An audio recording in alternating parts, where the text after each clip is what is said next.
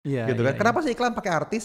Karena ada banyak orang yang mengidolakan dia ketika tahu dia ngambil keputusan pakai produk tertentu, nggak usah disaring lagi, kayaknya itu bagus. Iya, Nah, iya, iya. ini terjadi ketika pikiran negatif itu datang. Kenapa? Karena kita punya database di masa lalu. Nah, yang harus diedit database-nya ini.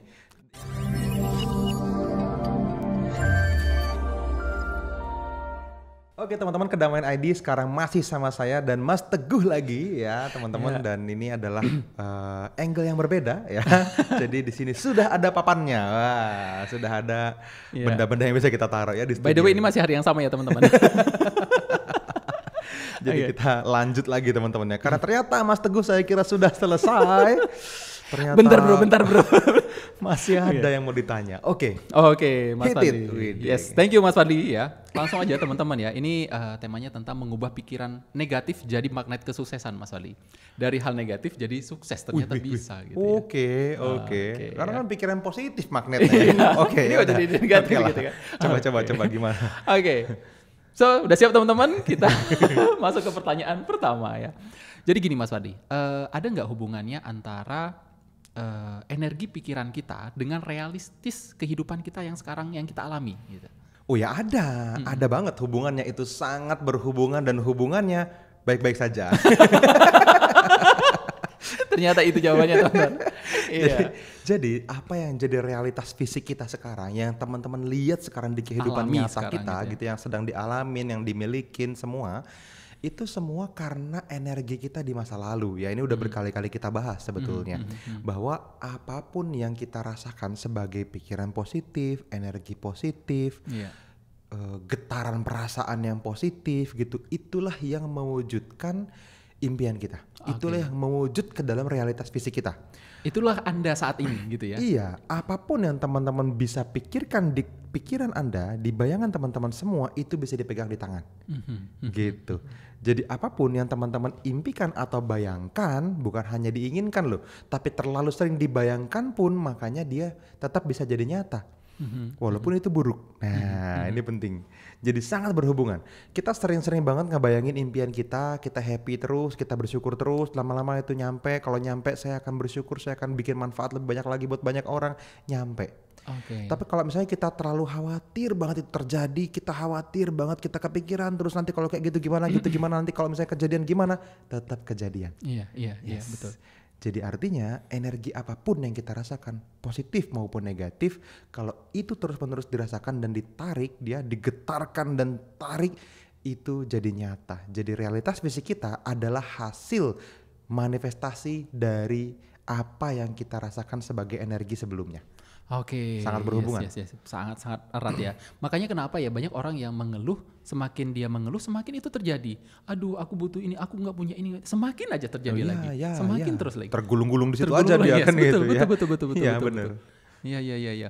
Makanya ya daripada teman-teman mengeluh ya lebih baik kita bersyukur kan. Bersyukur aja bisa menimbulkan hal yang Iya. positif kan gitu. Oh iya betul. Kan selalu ada yang bisa disyukuri sebetulnya. Cuman memang bersyukur ini kan skill Mas Teguh Skill, ya. Ada orang yang nggak bisa ngelihat sesuatu yang dia syukurin, ada yang bisa ngelihat dengan mudah.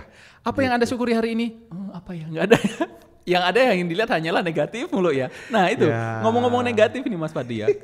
Kenapa pikiran negatif ini sering muncul gitu ya mungkin ya? Pikiran negatif itu sering muncul karena memang itu adalah respons refleks dari bawah sadar kita, Mas Teguh.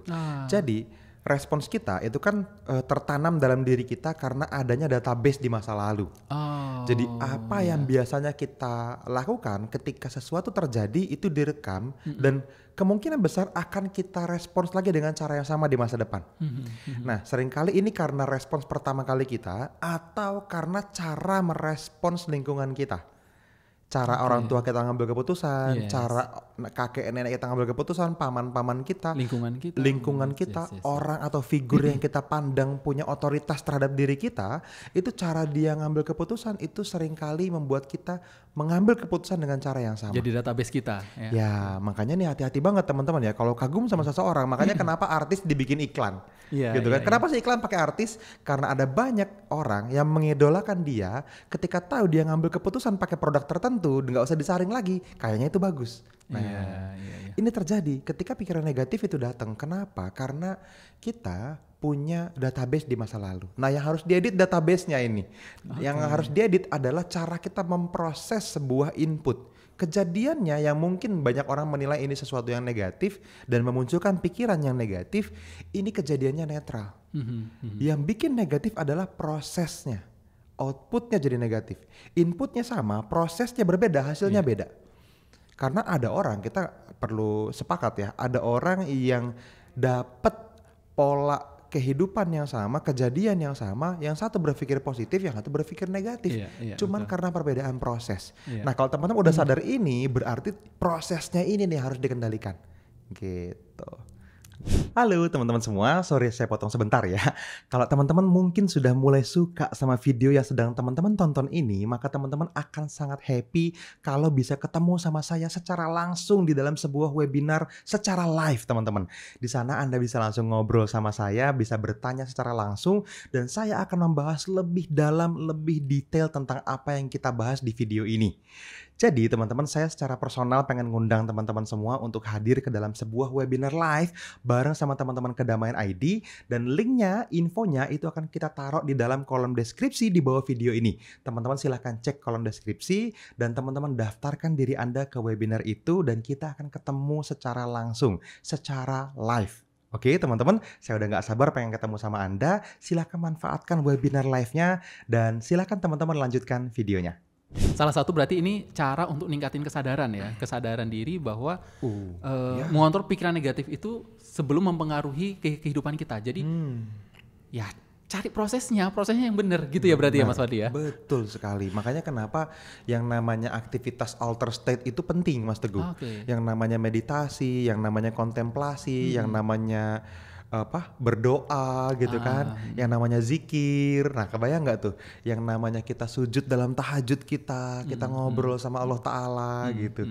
Ketika kita beribadah teman-teman berdoa dengan deep talk sama Tuhan, itu sesuatu yang menurunkan gelombang otak dan masuk kita ke yang namanya alter state atau meditative state gitu. Nah disitulah kita bisa dengan sengaja mengedit cara kita memproses sehingga kita makin sadar. Semakin sering teman-teman bermeditasi, semakin teman-teman menyadari sumbunya makin panjang. Semakin teman-teman bisa memilih dengan sadar apa respons yang sebaiknya saya berikan terhadap kehidupan gitu. Jadi ya sering-sering masuk ke alter state. Oke. Dilihat lagi ya. Ini kalau misalnya aku berpikir seperti ini, apa negatifnya, apa positifnya gitu ya. Dilihat outputnya seperti apa. Lihat outputnya seperti apa. Betul. Oke, Mas Fadi. Selanjutnya nih, banyak yang percaya bahwa apa yang kita pikirkan akan menarik kejadian serupa seperti yang tadi di awal ya, gitu kan. Atau law of attraction tadi. Nah, cara kita memastikan pikiran kita itu selalu menarik hal-hal baik ini Mas Fadi. Biar contoh misalnya, aduh nanti pulang hujan nggak ya? Itu kan sesuatu yang negatif, harusnya nggak boleh kayak gitu. Gitu ya. Betul. Ada nggak cara yang biar kita jalani hidup hari-hari kita selalu dalam keadaan baik-baik aja gitu. Nah, mungkin ada satu langkah yang cukup menarik bisa teman-teman lakuin ya. Jadi kita percaya dulu nih pasal 1 bahwa semua yang terjadi itu sesuai kehendaknya. Kan gitu ya. Setuju. Gitu ya. Berarti semua terjadi sesuai kehendaknya. Dan kita tahu pasal 2 bahwa semua yang terjadi itu baik. Saya pikir akan kembali ke pasal 1. Nah itu pasal 3. Kembali ke pasal 1. Kalau misalnya Anda tidak setuju sama yang terjadi, kembali ke pasal 1. Enggak. Pasalnya cuma 2. Jadi ketika kita yakin bahwa yang terjadi itu adalah yang terbaik menurut Tuhan gitu ya, dan memang harus terjadi, maka nggak ada lagi kok perbedaan perasaan positif atau negatif gitu. Kita bahkan selalu merasa Tuhan sayang sama kita. Lagi dikasih rezeki Tuhan sayang, lagi dikasih cobaan, maka ini ujian buat bikin kita naik kelas, berarti Dia sayang gitu. Tidak pernah ada waktu di mana Tuhan nggak sayang sama kita. Nah ketika kita selalu merasa seperti itu Mas Teguh, maka kita tahu bahwa semuanya bisa direspons dengan cara yang positif gitu. Jadi ya ketika teman-teman sangat meyakini ya bahwa Tuhan tuh sayang selalu sama kita, Anda akan berhati-hati sama keinginan. Gitu. Misalnya nih kemarin nih Mas Teguh, kita ngobrol, kita sempat nginep ya di daerah Cirebon. Terus Di daerah Cirebon itu kita ngopi. Jadi kita nginep di masjid, ada di salah satu masjid besar di sana. Kita nginep di situ, kita ngobrol sama pengurus masjidnya. Ada dia punya guest house. Ya. Dia punya guest house gitu ya. Kita nginep di sana. Nah, malamnya kita ngopi keluar dong. Kita ngopi keluar nih habis sholat Isya, kita ngopi. Setelah itu hujan gede banget. Oke, waduh, kita dari masjid ke tempat coffee shop itu cuma 5 menit jalan kaki. Deket banget sebetulnya ya, mungkin sekitar ya 500 meter nggak nyampe lah. Gitu ya, cuman keluar ketemu jalan raya, belok kanan terus belok kiri, dah selesai. Nah ternyata di jalanan belok kiri itu banjir. Awalnya hujan nih kan, kafenya udah tahu nih, dia udah ngasih tahu si waitressnya, Kak kita tutup jam 10, ini sudah setengah 10, silakan kalau mau last order, kalau enggak kita mau close. Oke, pesen dong air putih gitu kan, ngopi udah ya tinggal air putih. Dari jam 9 tuh hujan, nggak berhenti, setengah 10 nggak berhenti. Jam 10 dia udah nyetel lagu Sayonara nih. Sayonara, sayonara. Usiran halus ya. Usir halus. Sama beberapa tamu di kafe itu kita udah ngeliat nih, di depan banjir, aduh, banjirnya sepaha. Itu yang video dirimu tunjukin ke saya ya tadi ya. Ini mungkin boleh ya kalau misalnya teman-teman boleh di nanti videonya kita masukin jadi insert ya. Jadi itu banjirnya sepaha kayak gitu. Aduh, gimana dong kalau misalnya kita mau keluar kan gitu ya. Udah jam 10 lewat 15, udah mulai mati-mati lampu nih. Aduh, ini mikir.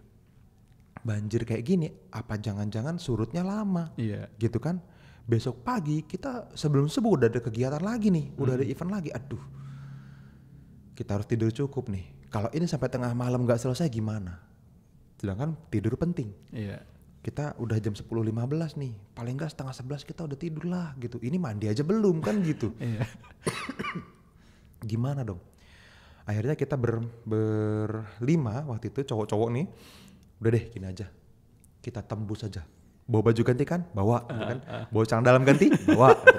Semuanya bawa. Oke. Gue bahkan bawa cadangan kata gitu kan. Oke, udahlah kita isi kelaskan aja, semuanya basah nggak apa-apa karena hujan tetap gede dan banjirnya udah sepaha. Tuh kita udah lihat tuh ada orang lewat sepaha kan gitu ya. Ya sudahlah, ya kita tembus aja nggak apa-apa. Tinggal tidur, nanti kita mandi di guest house di masjid kan. Udah minta kantong kresek sama waitressnya buat bungkus handphone, dompet gitu-gitu kan. Kita masukin kantong kresek, ikat yang kencang, minta buat kepala gitu kan. Udah kita jalan keluar. Jadi satu-satu yang kering adalah rambut. Sisanya semuanya basah Mas Teguh.